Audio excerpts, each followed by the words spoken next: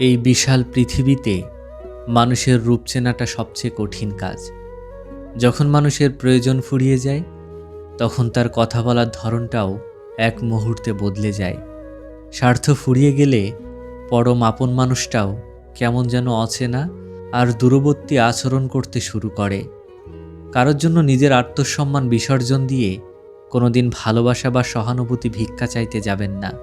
মনে রাখবেন, যে মানুষটা আপনার চোখের জলের মূল্য দিতে জানে না, সে আপনার উপস্থিতিকেও কোনোদিন সম্মান করবে না। এই পৃথিবীতে একা চলতে শেখাটা বড্ড কঠিন, কিন্তু একবার যদি আপনি একা চলা শিখে যান, তবে এই পৃথিবীর কোনো মানুষের অবহেলা বা প্রত্যাখ্যান আপনাকে আর কোনোদিন ক্ষতবিক্ষত করতে পারবে না।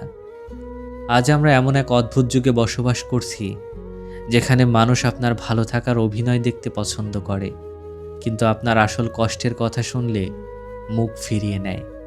মধ্যবিত্ত ঘরের একটা ছেলের গল্পটা তো আরও করুণ। তার জীবনে নিজের বলতে কোনো আকাশ থাকে না। সে প্রতিনিয়ত পৃষ্ঠ হতে থাকে দায়িত্বের এক অদৃশ্য জাতাকলে। সে যখন জীবনে ব্যর্থ হয়, তখন চারপাশের মানুষ তার মেধা বা সততা নিয়ে প্রশ্ন তোলে না। তারা সরাসরি তার অস্তিত্বের উপর আঘাত করে। কিন্তু এই সমাজকে দোষ দিয়ে তো কোনো লাভ নেই। এই সমাজ শুধু সফল মানুষদের পায়ে সেলাম ঠুকতে জানে। ব্যর্থ মানুষের কান্না শোনার মতো ধৈর্য বা মানসিকতা এদের কোনোদিন ছিল না, আর ভবিষ্যতেও থাকবে না। মানুষ যখন আপনার সফলতার প্রশংসা করবে, তখন খুব বেশি বাতাসে উঠতে যাবেন না, কারণ এই স্বার্থপর সমাজ আপনার সফলতার পেছনে থাকা রাত জাগা কষ্টগুলো দেখতে পায় না।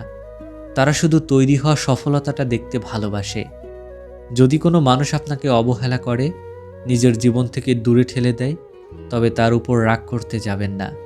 সবসময় মনে রাখবেন, দামি জিনিসের কদর সবাই করতে পারে না। সস্তা মানুষের পছন্দ সবসময় সস্তাই হয়।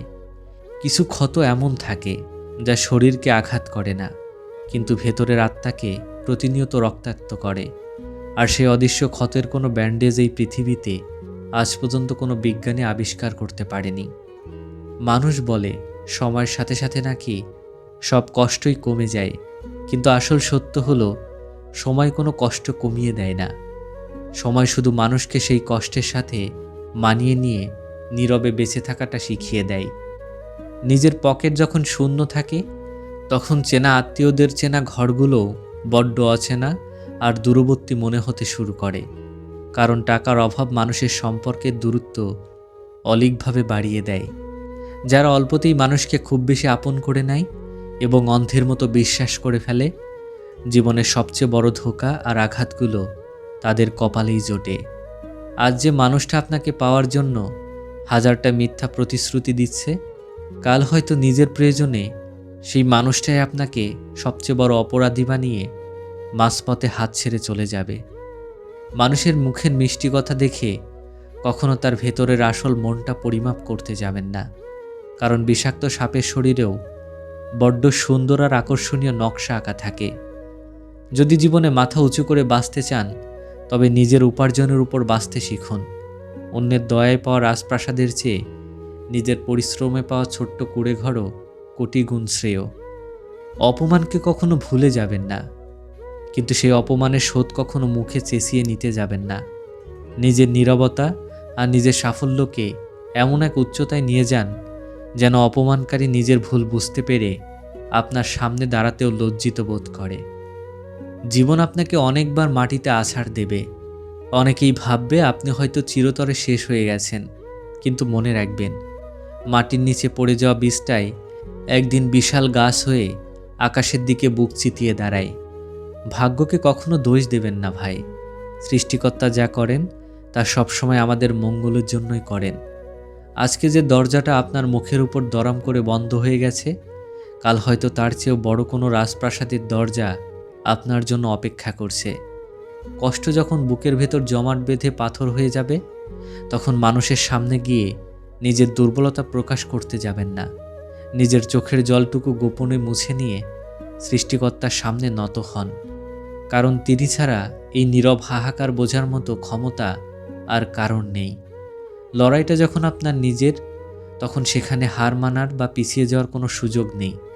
উঠে দাঁড়ান, নিজের ভেতরের কান্নাকে নিজের জিদ ও শক্তিতে রূপান্তর করুন এবং পুরো পৃথিবীকে প্রমাণ করে দিন আপনি ফুরিয়ে যাননি।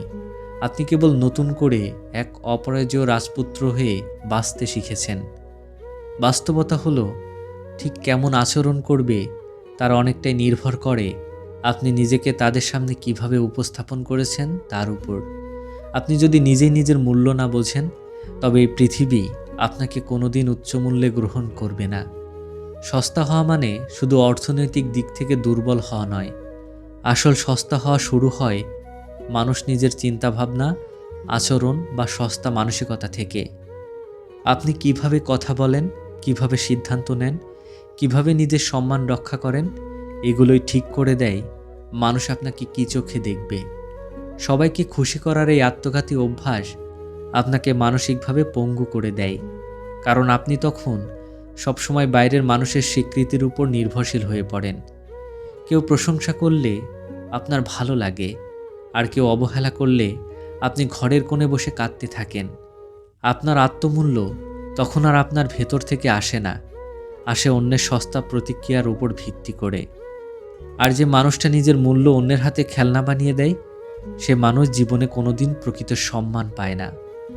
বাস্তব জীবনে একটা জিনিস লক্ষ্য করে দেখবেন, যারা সবসময় সবার কথা শোনে, সবার বোঝা নিজের কাঁধে নেয়, তাদেরকে মানুষ প্রায়ই টিস্যুর মতো করে ব্যবহার করে, প্রয়োজন শেষ হলে এক মুহূর্তে ডাস্টবিনে ফেলে দেয়। কারণ মানুষের মনস্তত্ত্ব খুব কঠিন, যা সহজে আর ফিরিতে পাওয়া যায় সেটার মূল্য মানুষ কোনোদিন দেয় না। আপনি যত বেশি সস্তা সহজলভ্য হবেন, যত বেশি নিজের ক্ষতি করে অন্যের সুবিধা দেবেন, তত বেশি আপনার গুরুত্ব কমতে থাকবে। ভালো মানুষ হওয়া মানে নিজেকে বিসর্জন দেওয়া নয়। ভালো মানুষ হওয়া মানে আত্মসম্মানহীন হওয়া নয়। ভালো মানুষ হওয়া মানে নিজের আত্মমর্যাদার সীমা বজায় রেখেও মানুষের প্রতি মানবিক থাকা। কিন্তু আপনি যদি সবসময় হ্যাঁ বলেন, নিজের অনুভূতিকে চেপে রাখেন, তবে আপনি ভালো মানুষ নন। আপনি হলেন সুবিধাবাদীদের জন্য এক নিখুঁত অবহেলার পাত্র। এই অভ্যাস থেকে বেরিয়ে আসা প্রথম খুব কঠিন হবে, কারণ আপনার চারপাশের মানুষ আপনার এই পরিবর্তন সহজে মেনে নিতে পারবে না। আপনি যখন হঠাৎ করে নিজের ভালো মন্দের জন্য না বলা শুরু করবেন, তখন অনেকেই অবাক হবে। কেউ রেগে যাবে, কেউ হয়তো বলবে আপনি বড্ড স্বার্থপর হয়ে গেছেন। কিন্তু মনে রাখবেন, আপনি স্বার্থপর হচ্ছেন না, আপনি নিজের আত্মসম্মানের কাছে ফিরে আসছেন। যারা শুধু নিজেদের সুবিধার জন্য আপনাকে ভালোবাসত, তারা আস্তে আস্তে আপনার জীবন থেকে ঝরে যাবে। আর যারা আপনাকে সত্যি ভালোবাসে, তারা আপনার এই আত্মমর্যাদাকে সম্মান জানিয়ে পাশে থেকে যাবে।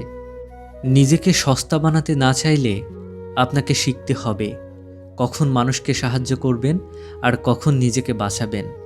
আপনাকে খুব ভালো করে বুঝতে হবে যে আপনার সময় সীমিত, আপনার শক্তি সীমিত, আপনার মানসিক ক্ষমতাও সীমিত। আপনি যখন নিজের প্রয়োজনকে গুরুত্ব দিতে শুরু করবেন, তখনই এই স্বার্থপর পৃথিবী আপনাকে গুরুত্ব দিতে বাধ্য হবে। আপনি যখন শান্তভাবে কিন্তু দৃঢ়ভাবে নিজের অসম্মতি প্রকাশ করতে শিখবেন, তখন আপনার প্রতিটি কথার ওজন বাড়বে। অতিরিক্ত ব্যাখ্যা দেওয়ার অভ্যাস এবং নিজের অবস্থান বারবার প্রমাণ করার চেষ্টা করাও এক ধরনের মানসিক দুর্বলতা। এই অভ্যাসটি এতটাই সূক্ষ্ম যে বেশিরভাগ মানুষ বুঝতেই পারে না কখন তারা নিজের মূল্য অজান্তেই কমিয়ে ফেলেছে। আপনি হয়তো ভাবছেন আপনি শুধু নিজেকে পরিষ্কারভাবে বোঝাতে চাইছেন, কিন্তু বাস্তবে আপনি মানুষকে শেখাচ্ছেন যে আপনার কথা বা আপনার সিদ্ধান্ত বিশ্বাসের যোগ্য নয়। শক্তিশালী মানুষ নিজের সিদ্ধান্ত বারবার অন্যের কাছে ব্যাখ্যা করে না, সে নিজের সিদ্ধান্ত ঘোষণা করে এবং তার উপর অটল থাকে। কিন্তু আপনি যখন অতিরিক্ত ব্যাখ্যা দিতে যান, তখন আপনি অজান্তেই অন্যের কাছ থেকে একটা পারমিশন বা স্বীকৃতি ভিক্ষা করেন। এর পিছনের মূল কারণ হলো নিজের উপর বিশ্বাসের অভাব এবং সমাজচ্যুত হওয়ার ভয়। আপনি যত বেশি নিজেকে ডিফেন্ড করতে যাবেন, মানুষ তত বেশি আপনাকে আক্রমণ করার সুযোগ পাবে। আপনি যত বেশি মানুষকে বোঝানোর চেষ্টা করবেন, মানুষ তত বেশি ভাববে যে আপনার সিদ্ধান্তের পেছনে নিশ্চয়ই বড় কোনো দুর্বলতা লুকিয়ে আছে। বাস্তবতা হলো, যে মানুষ নিজের অবস্থানে পাহাড়ের মতো দৃঢ়, তাকে খুব কম মানুষের সামনেই কৈফিয়ত দিতে হয়। নিজের ব্যক্তিগত জীবন, নিজের সমস্যা নিজের ঘরের ভেতরের দুর্বলতাগুলো কখনো সবার সামনে হাড়ি ভেঙে প্রকাশ করতে যাবেন না। এই অতিরিক্ত শেয়ার করার অভ্যাস মানুষের ব্যক্তিত্বের ওজনকে এক মুহূর্তে ধুলোয় মিশিয়ে দেয়। পৃথিবী খুব বাস্তববাদী। এখানে সবাই আপনার মঙ্গল কামনা করে না, সবাই আপনাকে শক্ত অবস্থানে দেখতে পছন্দ করে না। আপনি যখন নিজের জীবনের কাঁচা দিকগুলো সবার সামনে মেলে ধরেন, মানুষ আপনার প্রতি সহানুভূতি দেখানোর বদলে অবচেতনভাবে আপনাকে একজন করুণার পাত্র ভাবতে শুরু করে। আর এই পৃথিবী করুণার পাত্রকে কখনো মাথায় তুলে রাখে না, তাকে স্রেফ পদদলিত করে। অভিযোগ করার মানসিকতাও আপনার ব্যক্তিত্বকে হালকা করে দেয়। আপনি যখন প্রতিটা আড্ডায় বা কথোপকথনে আপনার দুঃখ কষ্ট আর ভাগ্যের দোহাই পেরে অভিযোগ করতে থাকেন, তখন আপনার উপস্থিতি মানুষের কাছে বড্ড ভারী আর বিরক্তিকর মনে হতে শুরু করে। মানুষ আপনার পাশে বসতে ভয় পাবে। তারা ভাববে আপনার সাথে কথা বলা মানেই নেতিবাচক শক্তির মুখোমুখি হওয়া। ধীরে ধীরে তারা আপনার থেকে দূরে সরে যাবে, আর আপনি ভাববেন মানুষ কেন এমন বদলে গেল। নিজের সাথে করা প্রতিশ্রুতি ভাঙার অভ্যাসটি হলো মানুষের ব্যক্তিত্ব ধ্বংসের সবচেয়ে বড় নীরব ঘাতক।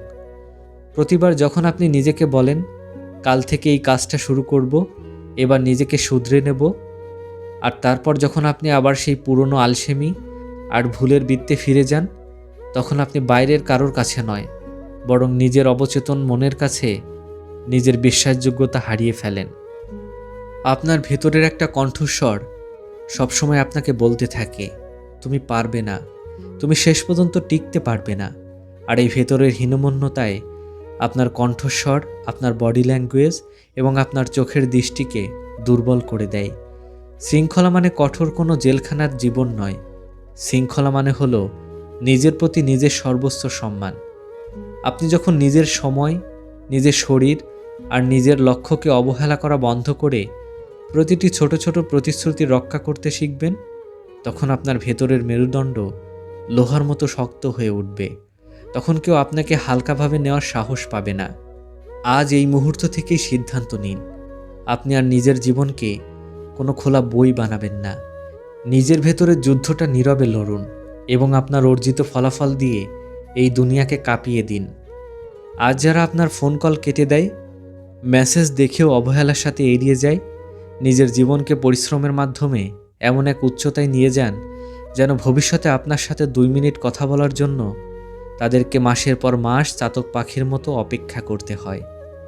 লড়াইটা যখন নিজের সাথে, তখন সেখানে কোনো অজুহাতের জায়গা নেই। নিজের উপর বিশ্বাস রাখুন, সৃষ্টিকর্তার উপর ভরসা রাখুন, আর আজ থেকেই আপনার জীবনের এক নতুন শৃঙ্খলার অধ্যায় শুরু করুন।